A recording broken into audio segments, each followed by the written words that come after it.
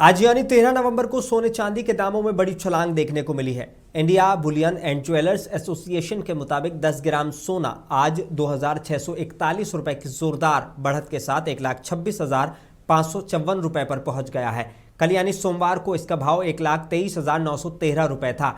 वहीं चांदी के दामों में भी जबरदस्त उछाल देखने को मिला है। आज चांदी 6,025 रुपए महंगी होकर 1,62,730 रुपए प्रति किलो पर पहुंच गई है। कल इसकी कीमत 1,56,750 रुपए थी।